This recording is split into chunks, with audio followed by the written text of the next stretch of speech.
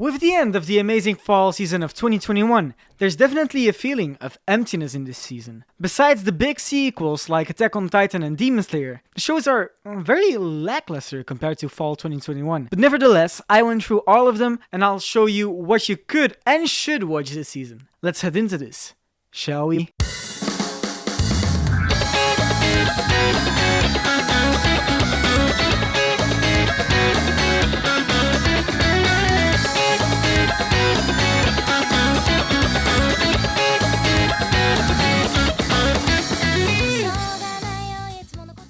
Starting with the most popular show, of course, being My Dress Up Darling. This show is about Gojo Wakana that, when he was young, got traumatized by a friend who saw him as creepy because of his love for traditional dolls.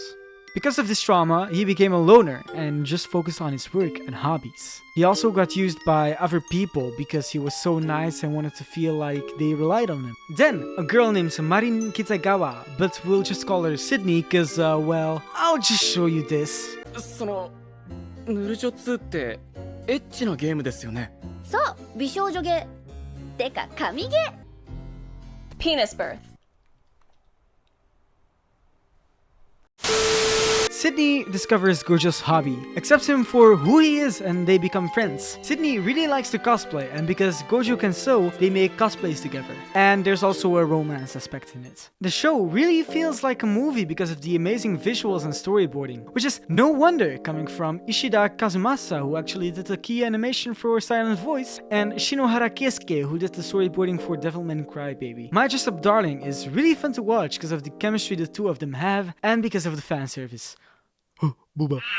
Talking about Booba, here's a show that lacks it. Life of an ordinary guy who got reincarnated into a total fantasy knockout. It's about a guy who got reincarnated into a girl in a fantasy world with his best friend, who's also the responsible quote-unquote hot type, and they need to defeat the demon lord to get the guy's body back. But because they insulted the goddess that sent them there, they were given a curse of love, so they basically have to keep trying not to fall in love with each other or they'll fall in love, you know? Like, it's not that hard to get, they just don't want to make their friendship weird like that. If you couldn't tell already, it's a comedy series mixed with romance and your average isekai tropes. Now, it's not something crazy like Sabikui Bisco, but it's definitely worth checking out if you have nothing else to watch, which you don't, so go watch it! Alright, I haven't talked about Sabikui Bisco yet.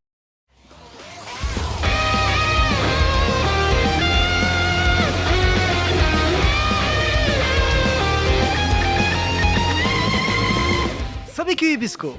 Crazy, intense, creepy, and weird. These are all words that Rust Eater Bisco or Sabikui Bisco encapsulates. This show honestly took me by surprise, world building wise, action wise, and animation wise. Everything's crazy in the show, for example, insane old couple, hippopotamus tanks, slug planes, and so on. But what's weird is that this doesn't break the immersion at all, which honestly props to the writers for that. Rust Eater Bisco takes place in a post-apocalyptic Japan, which air is covered by rust and also is like a sickness where people die from. There are mushrooms though that actually absorb and grow by eating that dust. But there is a misconception in the cities that these mushrooms actually cause rust, which make the people who use and keep these mushrooms, also known as mushroom keepers, fugitives, and they get bounties on their heads. Now, let's talk about the main cast. We got our protagonist, Bisco Akaboshi, that uses the mushrooms as arrows, and when they land, they instantly grow, which is pretty fucking destructive and makes for pretty cool and intense battles. Then we have our Dr. Milo Nekoyagi, also known as Panda, and finally, together they'll search for the legendary mushroom that can actually cure the rust disease instead of just halting it like others do. What we haven't talked about yet is how stacked the staff is! A bunch of great people made a new studio called OZ Anime, and this is their first anime, which is very promising for the things to come. I won't sum up everyone, but I'll tell you what they have worked on.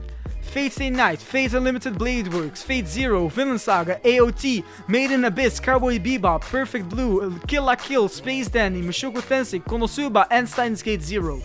If that doesn't convince you to watch the series, I don't know what will. The total opposite of the show is In the Land of Leadale, It's the usual isekai that you see appearing every season. This time the main character gets reincarnated in the game because of a blackout. It's more laid back and casual story, and one thing I do want to mention is that the NPCs are pretty fun to watch, but other than that, it's really generic. Overall, a very pleasant anime to just turn your head off and relax. Another relaxing anime is Akebi's Sailor Uniform. In this show, we follow the high school life of Akebi that goes to school in a sailor uniform. It's a stunning slice of life which makes your heart warm in each episode. No ecchi or other stuff, just stunning animation and great characters. It feels like they're real people. Hey, you! Do you like isekai, but don't like the interesting ones and wish there was just an anime that's really generic? Then we got you covered! Introducing the strongest sage with the weakest crest. It's literally the embodiment of an average fantasy reincarnation anime. That's it. Don't watch it. Anyway, back to the good anime. The Genius Princess Guide to Raising a Nation Out of Debt. This show's title, unlike the other shows, is pretty deceiving. The prince is trying to raise a nation out of debt, not because of the interest of the people, but more out of a personal one. Not that I think he's a bad person, he just seems to be very unsure of his abilities as a prince, and thus also thinks he can't save the country out of its misery. That's why he plans to do the best he can and sell it off so he can live a comfortable life. You could compare this show to how a realist hero rebuilt the kingdom because of how political they both are, and how they're trying to revitalize an almost bankrupt country, but they take a very different approach. In the realist hero, it focuses on increasing the quality of life and using the country's resources to its fullest, while this show focuses on battles and strategy, taking over the land to increase the wealth over the country and thus preventing economic collapse. This military choice really makes the show a lot of fun because of how they outwit each other in battle. It also shows a lot of bloody scenes which adds to the war feel. And it's funny. Other than that, the opening is very lackluster and the first episode had a rough start, but it got there, so it isn't that much of a problem. Anyway, let's move on to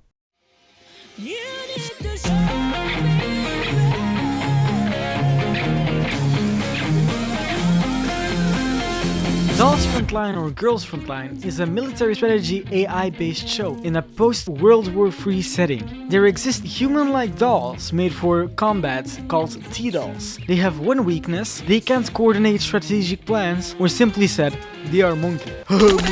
So they need a human to instruct what they need to do. They were used to maintain peace in unstable countries, until one of the manufacturing companies, Sangvis, attempted to make an AI control all of the troops, which resulted in Sangvis trying to take over the world.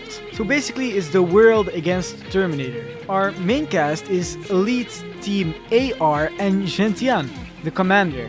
The animation is great, opening is pure fire, and the plot is also good. But the first episode made it a bit confusing because it was basically a prelude. Besides that, I really love the strategy aspect. Compared to the Genius Princess Guide, it's a bit better and it's a bit more interesting in my opinion, because the Genius Prince is also about politics, so it's less action based, which I mean is still great because it focuses more on other stuff, but it can't measure up compared to something that really focuses on one thing. But yeah, this show is definitely a good one. Sports segments. This season we got a ton of sports anime, but I mean a ton. So let's go through them. Sorairo Utility is just cute girls doing golf. It's a 12-minute episode though, and that's it. It's an ONA, so yeah. Snow Loop is cute girls fishing. They're actually stepsisters. Fizzle Boys is cute men doing football. It's very shit though. Also, here's every girl watching the first episode. Ryman's Club. It's a badminton anime and it's as good as it can get with such a limited budget. In terms of quality, you could compare it to Kuroko no Basket.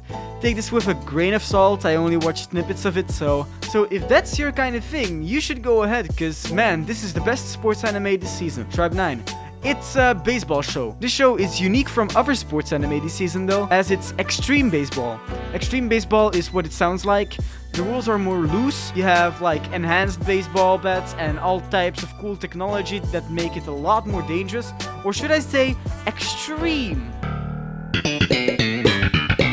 Tribe 9 is not just about XP though. It's actually a turf war between 9 tribes or gangs, where I at least assume so because it's never specified how many gangs. Hence why everyone is clothed gangsta style.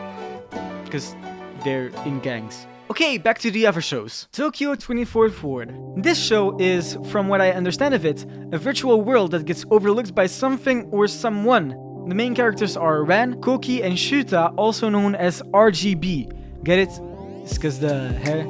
Yeah, you get it. So, they all have different backgrounds, skills, characteristics, amazing looks, and outfits. They were good friends, that is until the accident. In the accident, a childhood friend died. 1 year passes, and they all get a call from that childhood friend, or at least someone that uses that number. They get a vision of an incident and immediately shoot to action to prevent that future with the help of mysterious powers they get when they get called, and they succeed. RGB will try and protect people from their potential futures and steer it to the future they choose. I will now show you the Chad anime of this season, Love of Kill. This story takes place in a country that does nothing to stop the underworld from going wild, basically allowing gangs and bounty hunters to do whatever. Now, the main character is Chateau Dankworth, a girl that's basically a newbie in the bounty hunting business. One day, she meets Sigma male Song Rian Ha, a rogue member of a powerful Asian organization.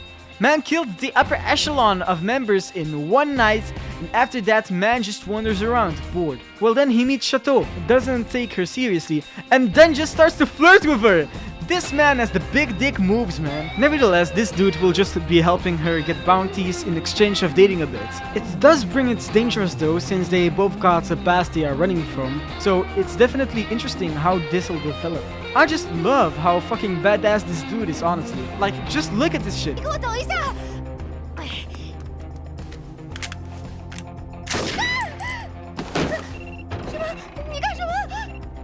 I also love how uninterested Chateau is. She just wants the bag, man. It's respectable.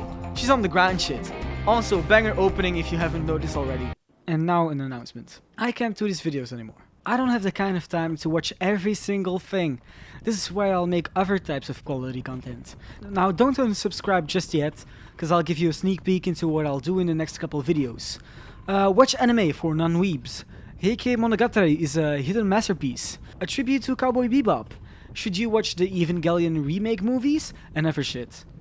Well, yeah, that was it. I gotta say I did remove a couple anime because they were trash or didn't fit in my script, but I hope it came out good. I really appreciate it a lot. If you haven't subscribed yet, I hope you consider. Now bye, I got other shit to do.